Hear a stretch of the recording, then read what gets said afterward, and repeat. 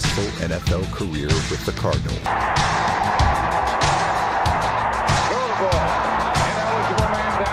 He's strong. He can move. He was agile. He can make guys miss. He had it all. He had everything in the game.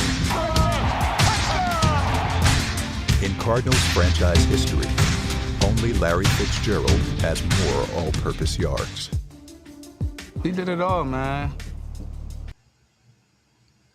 Hello, I want to welcome everyone. Tuesday, December 16th, 2025. Stump Talk Podcast, Running Back University, episode 16. The great Coach Stump Mitchell, the very beautiful Sapphire, the best producer in the world, Russell Johnson. Hello, everyone. How's everyone doing? Good, Ro. Nice to see you. Sapphire, Russ. The same. I am well. It's cold, but it's always great to see your wonderful faces. We got a great show coming up for our Browns fans and we got the bad weather and we got bad football. I think that's why we sell so much alcohol in this state, Coach, because I didn't even drink until I came back to this area because of the Browns.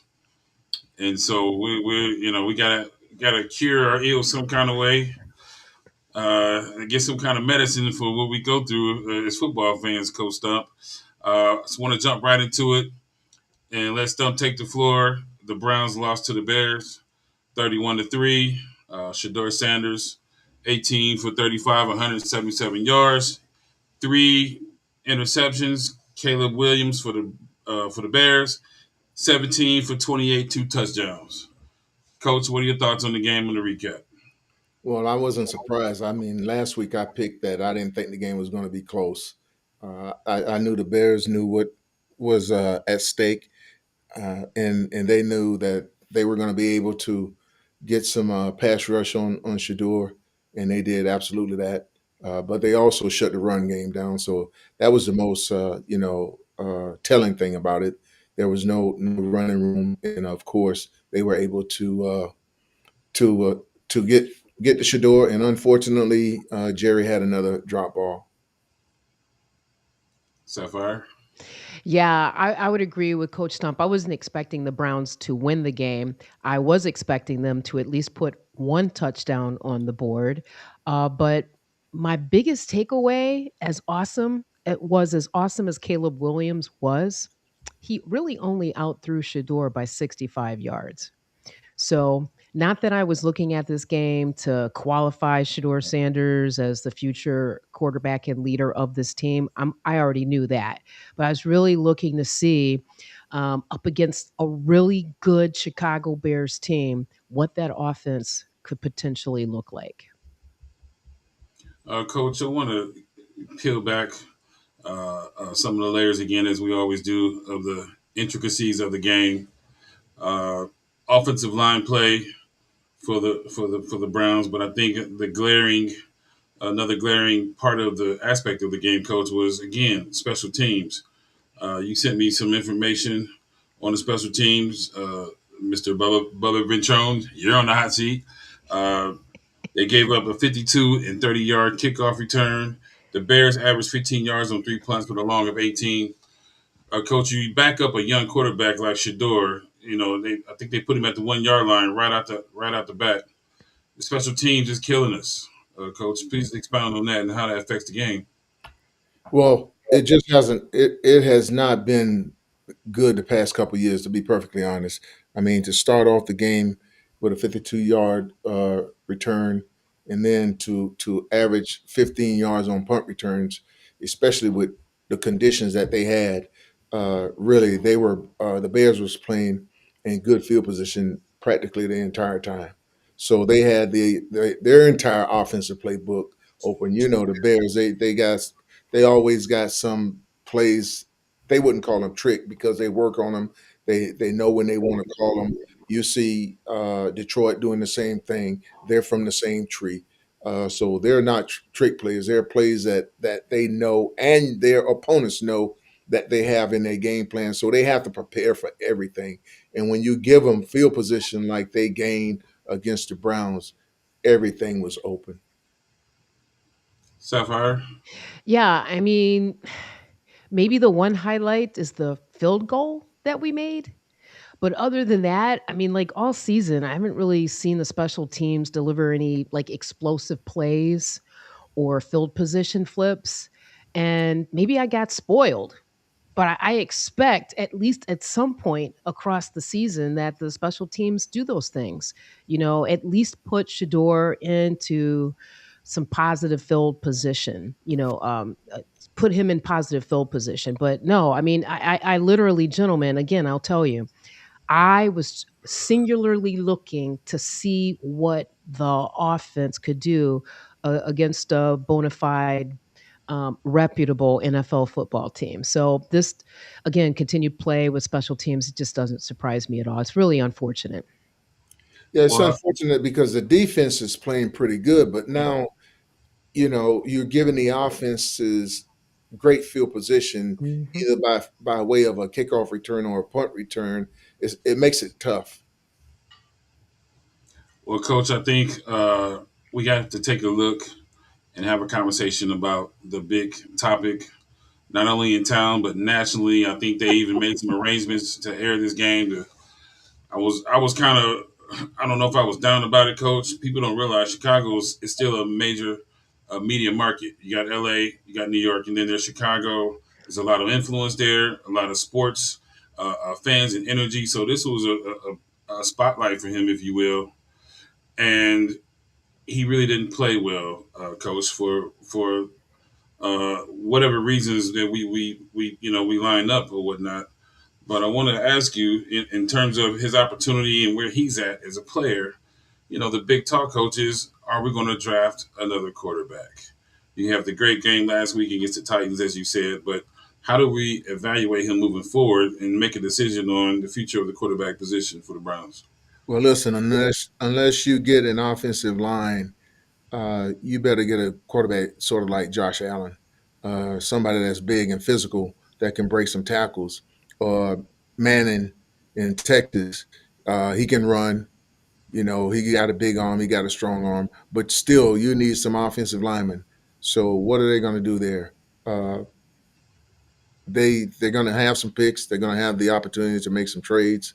It just depends. Can Shador play? Yeah, he can play. It's no question he throws a nice ball, but it's everything around him. That whole, you can say whatever you want to say. People can say whatever they want to say. I really don't believe those guys have faith in Kevin Stefanski. I just don't believe that. Now, again, I'm always talking about the DC. Okay, Schwartz. Everybody in that building believe in Coach Schwartz. Players, offensively, defensively, special team wise, they believe in Coach Schwartz, and that's the most important thing is for players to believe in you. But when you say one thing and you do another, they have no faith in Kevin. I don't care what they get to the podium and say. That's what they're supposed to say. They're getting paid by the Haslam's, but deep down inside is what matters. Sapphire, has Stefanski lost his team in the Not locker has room? lost. I'm back before the bye week. He lost it. He lost it already. And gentlemen, just be mindful. I don't know if you caught this a week or two ago. Wyatt Teller's mother, she tweeted something and then took it down real quick. That game that he was pulled out of, like when Coach Stump talks about doing one thing and then changing it or saying something and changing it, these are human beings. I love the way Coach Stump talks about including players. You need stability. You need emotional stability. You need to be able to go into the building wherever you work and know what they said it is what it is. You need to feel that stability. And that has been lost on Kevin Stefanski, not just this year, but I submit to you in the last at least 2 years. Okay, so I mean, and to your question about Mr. Mendoza, look, he's got a great look. Okay. You know, football is a business too. He's got a great look. He talks well. He's articulate. But, gentlemen, I submit to you, he would still need Michael, Raphael, Gabriel, and throw some Uriel up in there, meaning the angels of the good Lord, because our offensive line is toast. It is toast. So it wouldn't matter who you put behind our line as it is right now. Coach Stump has consistently and spot on talked about the importance of dealing with an aged line. Full stop.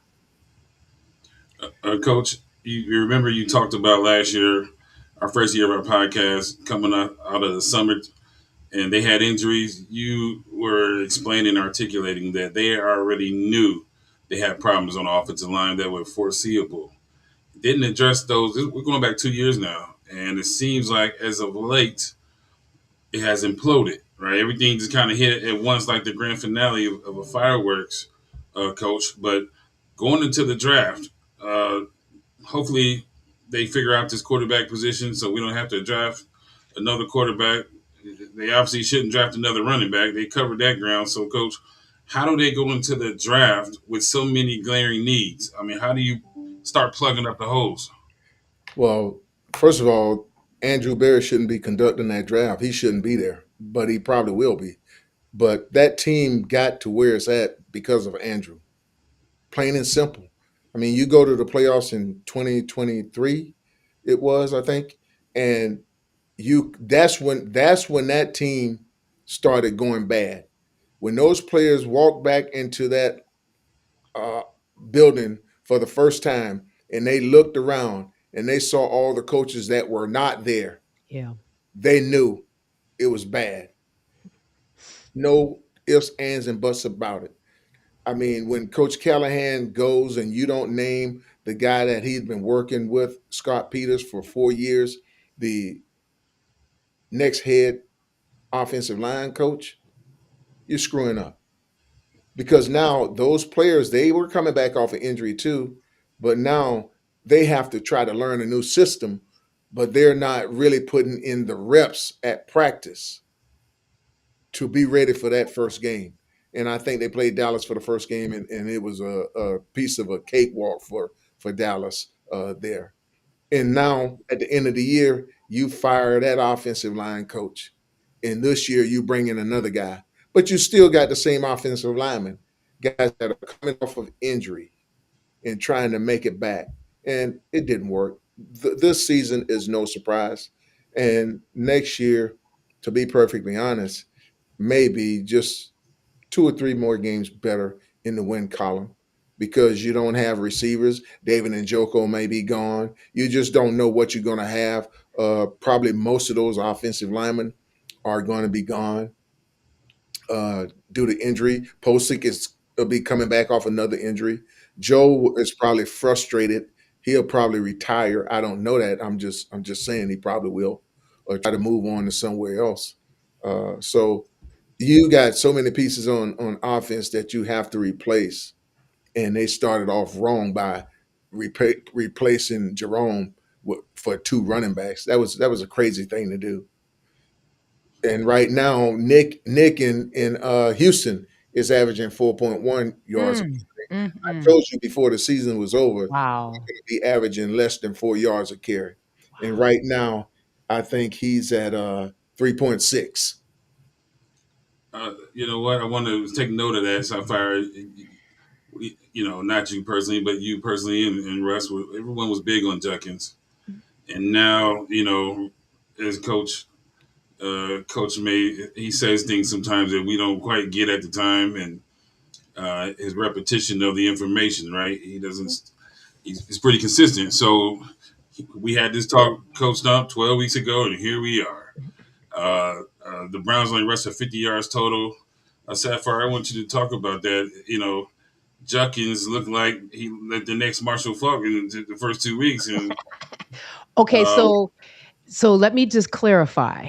Okay. I think Quinshot Judkins has nothing but upside.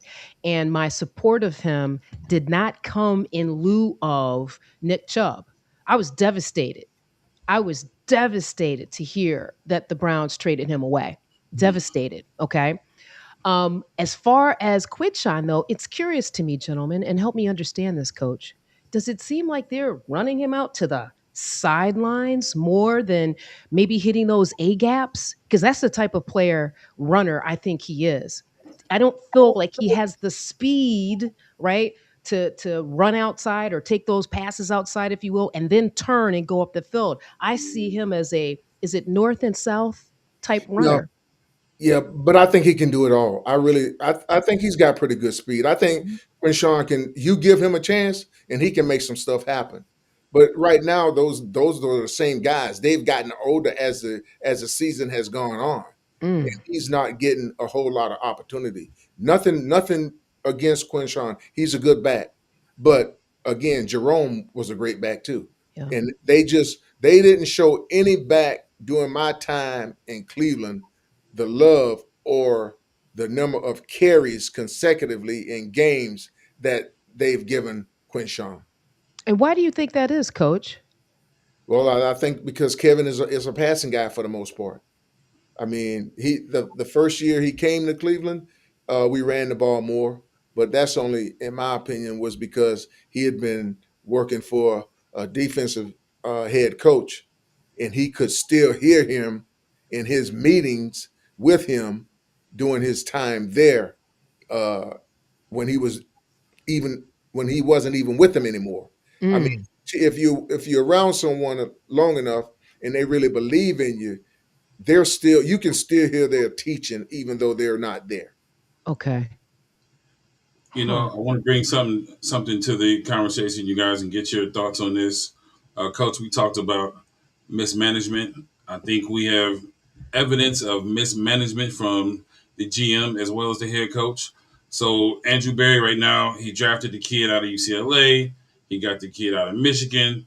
He got Junkins, and for whatever reason, in this "what have you done for me lately" world we live in, they want to, give him the Bill Walsh, Jerry West treatment like he's the best GM because he had a okay draft. And I look at that same draft, Sapphire and Stump, as you draft two running backs and two quarterbacks in this same draft, and as Stump has been saying, we didn't really have a glaring need.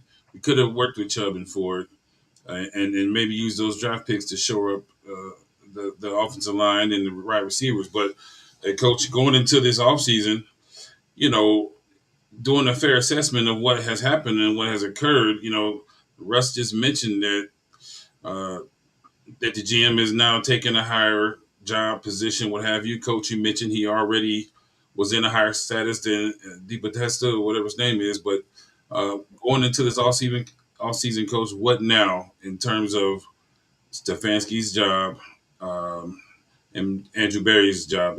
I would ask them both in clean house if I can make that decision. Coach Snow, what are your thoughts on that? Well, if they thought like I thought, they would be in a much better position. Okay, because it don't take a rocket scientist to see that that offensive line needs to be replaced. I mean, everything from the offensive standpoint starts with the offensive line. I mean, Barry Sanders is not there. Barry Mm, Sanders, he made a lot of people miss, point blank. But they don't have those type of backs anymore for the most part. And the Browns definitely don't have them. They have some good backs, but no Barry Sanders. And the quarterbacks, they need some time. I mean, as much as they want to throw the ball right now, you have to get an offensive line. You've wasted a couple years, well, 3 years now of Miles' career, also Joel Patonio, those guys because you allow them to get old and you allow a situation with the quarterback to happen that should not have happened. Uh, you had Baker. That's all you needed. You needed to know how to handle Baker. Okay, and they couldn't handle Baker. Baker was injured. He shouldn't have been playing. They had Case Keenum, which is all that they needed, a proven guy, and they didn't use him right. So now they find themselves in a situation where they got rid of a quarterback that they had that's been productive every place else that he's gone. Sapphire? yeah, I mean, I'm not trying to give Andrew Berry a pass at all, but what I just heard Coach Stump describe is an environment where the general manager and the coach are not on the same page. They're just not on the same page. And you talk about Deep Podesta moving on. I mean, his reputation, he was an analytics guy. Andrew Berry's reputation, he's an analytics guy, right? So, how much of that dictated how they drafted this year, despite the glaring needs that they had on the offensive line? It just, when I think about this game, the N word, follow me, gentlemen, comes to mind. Inefficient and inconsistent, right? The turnovers, the sacks. I mean, as much as they want to throw the ball, as soon as the man dropped back, there was the defense, right? So to me, if the Browns move this offseason, even if it's just changing the coaching and leaving the elevated general manager in place, I could live with that and give him another opportunity just based on what he did this year. Sapphire, no, he has to go. Tell him we don't want Andrew Berry back. We do not want Coach Stefanski back. I I just think we, the fans, the city, we need a fresh start. I believe that they had every opportunity at this point to show us who they are. Right? Okay, so let me ask you this then. Do you feel that the Haslams, in all of how they have managed this team over the last decade, would be willing to clean house completely? Do you think they would pull the trigger on both of those gentlemen? Well, I That's a think the Haslams, for the most part, they're they're fall guys. Okay, they're taking the fall. You, when Mr. Haslam, and I like the Haslams, when you take and say that we uh took a shot and missed, no. You didn't take a shot and miss. You missed. The coaches missed. Okay, it wasn't a shot in the night. Deshaun proved in Houston what he could have done. He proved what he did. You take a shot and you come to Cleveland, and I don't care what name you're talking about, whether you're talking about Deshaun, whether you're talking about Amari, whether you're talking about Jerry Judy. All of those guys were successful places that they were not. Okay. They were Mm. successful with the exception of Deshaun. He got hurt. Amari was successful in Cleveland. Jerry Judy was successful in Cleveland. They come back a year later and they're not successful. Okay. And that's because Andrew didn't know how to handle those guys. They were on total different spectrums. Amari was a quiet guy that was just going to get the job done. Very knowledgeable, well educated young man. Jared Judy is one of those guys out there. Hey, I didn't like it in Denver. It wasn't really all about me. I wasn't getting Mhm. my shot. Now he come to Cleveland, he get a shot, and he's very happy. And all of a sudden, they created a circus around who was going to be playing quarterback. They knew from the start that Joe Flacco was going to be the starting quarterback. So they should have been getting reps, and they should have been trying to bank on winning this year because of the age of a lot of guys on that team. Let's surround Joe with the right people, uh, and let's just go out and try to win. But they try to make everything a circus. Bad. Coach, coach, I never asked you this question. Do you think that if Kenny Pickett had not gotten injured, he would have started the season instead of Joe Flacco? No, I don't think so because even me being here in Georgia, I was still high from Joe Flacco returning to Cleveland because I think Joe would have performed if given the opportunity in training camp as the number one guy, and it wasn't a circus, and he's producing every day with those guys. I thought they all would have had the opportunity to gel together, and I just think it's poor mismanagement. I don't think Mm, Pickett would have beaten Joe out. appreciate Speaking it. of Deshaun Watson, you guys, so they talked about today that the Haslams may realize the entertainment because we got a circus here in town in Cleveland. Each week Yes. is new, and I want to note the mismanagement in the particular game here in the first half. The Browns had the ball, fourth and one, and Sanders scrambled. He came up a yard short, and they decided to punt the ball. It was clock mismanagement, and then they got something I dubbed wristgate. So, coach, they sent Shador in the game with a wristband with the plays that had the wrong plays on there. How that happens and looks, I have no idea. But for a rookie to be facing the coldest. They said it was probably one of the coldest games in the history of the NFL. Right, something we have to take note of. That affects game conditions and things of that nature. Coach, we were talking about that off camera, but um, given the position that Stefanski put his young quarterback in, Coach, he didn't help the kid at all. So I want to ask you, Coach, how much did the weather maybe affect Shador? And the second thing is, Stefanski showed all his mishaps in one game. He went down the line and checked every box on what a coach shouldn't do in that game against the Bears, Coach. Well, I mean, Shador, he ended up throwing, I think, three interceptions, really two. The one probably should have been a touchdown that hit Jerry in the chest and there, and he didn't hold on to it. Uh, but he's played in some weather before, not like that, but he has played in cold weather. A couple throws got away from him, unfortunately, and that mishap, with the play card, I've heard a couple different things, one by Shador and also one from Kevin. So, you got two sides to that story. It doesn't matter. It shouldn't have happened, but it did.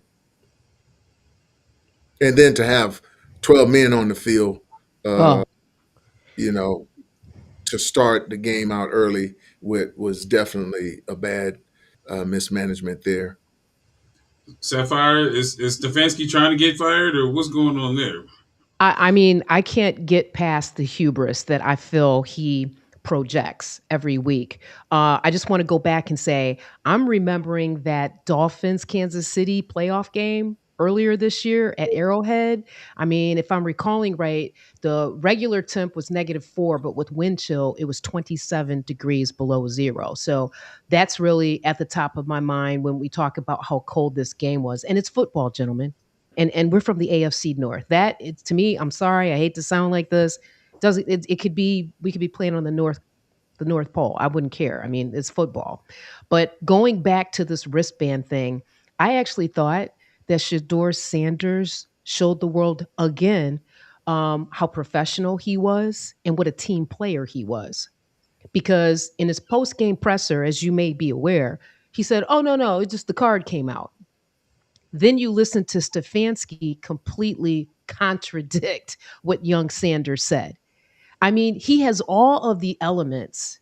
We're just talking about what you want to feel when you look at a quarterback of your team. He has all of those covered.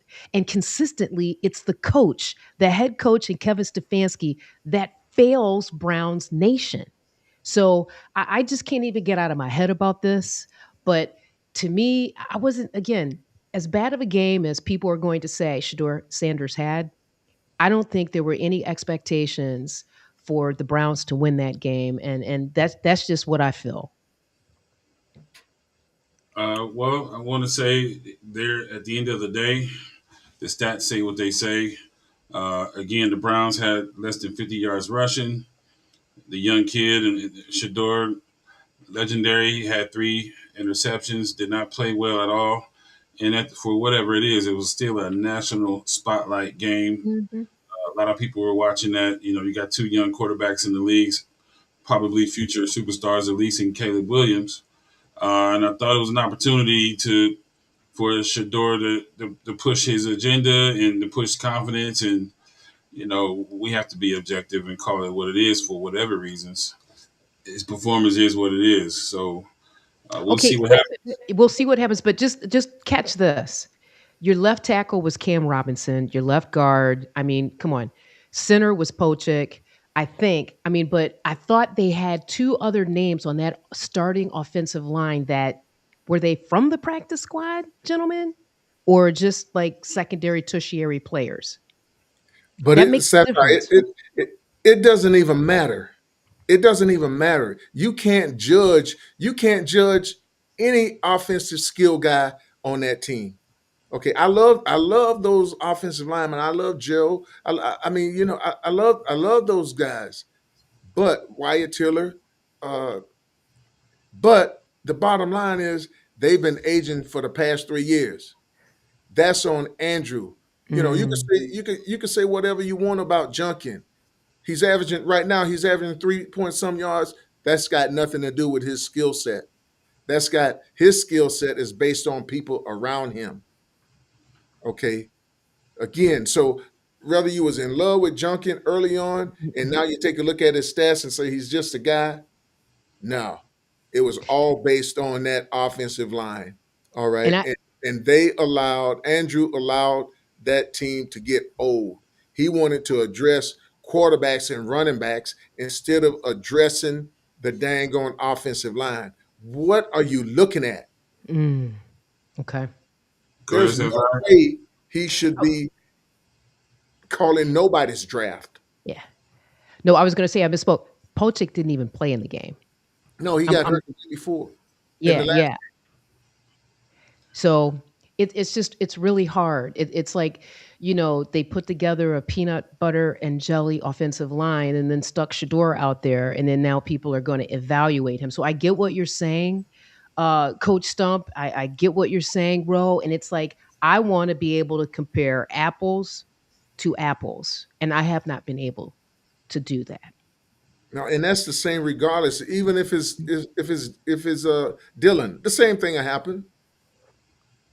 They're not going to win. They weren't going to win. Well, Dylan has been. They almost don't even talk about it.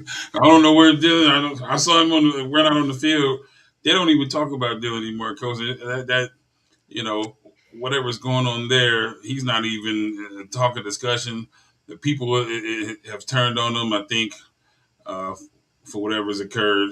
No one Hmm. talks about Dylan. Have you seen anything, Sapphire, on Dylan Gabriel moving No, forward? I just saw him standing on a shot where him standing on the sideline in his coat, looking like a kid waiting for the school bus to pull up to the stop to get him to take him to school. Well, nothing against Dylan, but the only reason that game was on TV, it wasn't even because of Caleb. It was because of Shador. That's the only reason it was on national TV. To be perfectly honest, they knew 100%. Chicago was going to beat they behind. All right. But because it was Shador, they put him on TV. Now that probably won't happen no more this season. No. So I want to stay in the AFC North. Baltimore beat the Bengals 24 to nothing. They're struggling down there in Cincinnati. Coach Joe Burrow is showing some frustration and taking some accountability as well. And then the Steelers beat the Dolphins on Monday Night Football last night. So, Coach, looking at, I thought the Browns wasted an opportunity, Coach, because if they had to just play decent football, we could be right in the mix. Mhm. We probably could have less than 500 record and coming down the stretch, been able to maybe get a wild card game or something of that nature. But uh, what do you think? You still think the Ravens or the Steelers are going to come out of the AFC North? Yeah, I think the Steelers will come out there right now. The Ravens, Lamar is not looking too good. He's not moving well. I saw in the game where he tried to stop and go, and it was an easy sack for the linebacker. So I think Pittsburgh is going to find a way to make it happen. Metcalf don't look as good to me moving wise. He made some plays yesterday, but he's a physical guy still. But it didn't appear to me as if he's as fluid as he's been in the past. But I still think Pittsburgh is going to find a way to win that division. Sapphire? I tell you, the one thing that stood out to me last night, and maybe I didn't catch this before, I thought I saw the Steelers use two different tight ends coming out of the backfield, and each scored a touchdown. And for me, because I'm old school, I love seeing the two back set or a big tight end back there. And I just thought, wow, is this a new dimension um, that the Steelers offensive coordinator is showing, right? Because they're already planning to, win the division and move forward, into the playoffs. So that stood out to me, and I totally agree with Coach Stump. Unless something bizarre happens, I can't see the Ravens coming back to win the AFC North. Some big stories in the NFL. Looks like the Chiefs are going to be out of the playoffs. Mahomes has a season-ending injury. Micah Parsons is out for the year for the Packers. That's a big deal there. as they're coming down the stretch with the Bears to try to still win Yeah. that division. And then we got Philip Rivers, 44 years old, got a call, and his 12, 13 kids or whatnot. So, Coach, what are your thoughts on them calling Philip Rivers? And you got people that's been there since training camp trying to get a job and trying to get some playing time, and they call a guy who's at home at this stage, this late in the season. Well, I thought he did a heck of a job. They lost 16-18, I think it was. Philip did well. He understood the situation. He understood the offense because he's played for him before.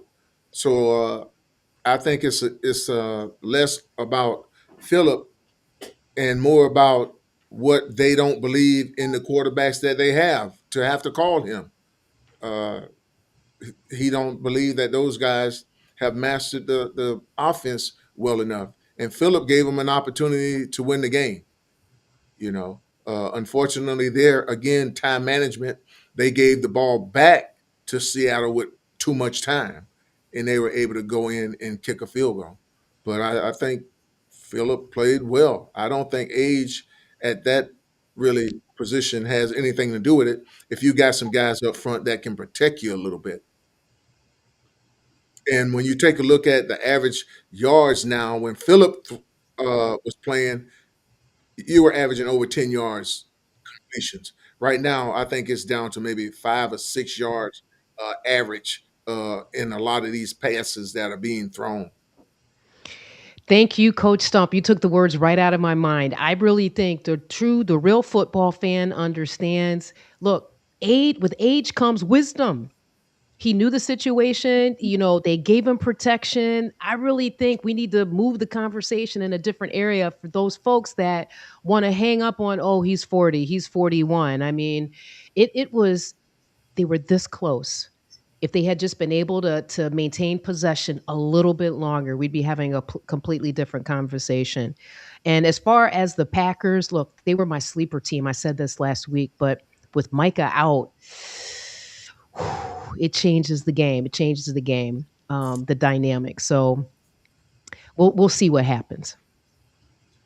Some other big games: Buffalo over New England, 35-31. The Hmm. Broncos over the Packers, 34-26, a big game.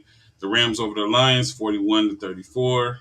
And the Cowboys lost. The Cowboys have really squandered an opportunity as well, Coach, coming down these last three games. They took some losses that they could have been in a great position uh, with the Philadelphia Eagles to win that division. But out of those games, Coach, how you see things coming down the stretch with New England and Denver with those records and home field at stake, and then you got the Rams and the Bears and some teams in the NFC. How you see things shaking out? I just don't know. I mean, all of those teams you're talking about, Denver, uh, New England, and also Buffalo. Buffalo, of all of them, really might be the one that can go on the road uh, Okay. and win games. Kansas City, made it tough for Buffalo, but I think Buffalo has been there. They, I would be surprised if they couldn't get the job done because they got a good running uh, attack and also with the quarterback and the running back. But they can make some things happen, and it's going to be cold no matter where they play at one of those three places. So that AFC is really going to be a tough deal. I think in the NFC, really, the Rams may be able to hold on things if they can keep that number one spot. Matthews, Stafford is great, and of course, they got a heck of a coach. And wide receiver. I mean, and you know what, Coach Stump, the other thing about the Bills, do you all realize that 3 times this year they've come back after trailing? And 2 of those times, I think it was in the fourth quarter, right? I mean, Coach Stump, what is that as a player, as a coach?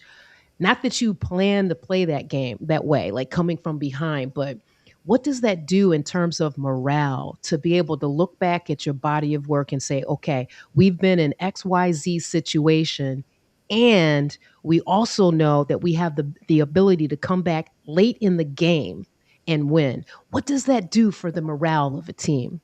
Josh Allen has been there Okay, the head coach has been there. The wide receiver coach has been there. The running back coach have been there. Stability, Mm. stability. Whether those guys lose or win, they're praising each other in both situations. They're sticking together.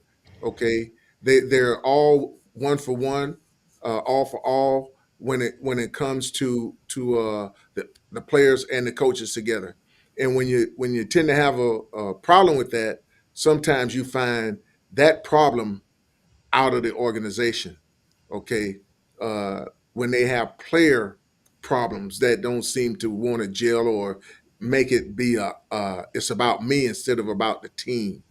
You'll see them part Buffalo. They'll part with that guy.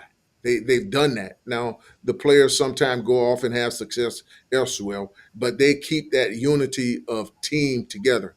Whereas with Stefanski and the Browns, you get rid of some of your coaches and also some of your better players, thinking you can find something better, and they haven't found that Mm.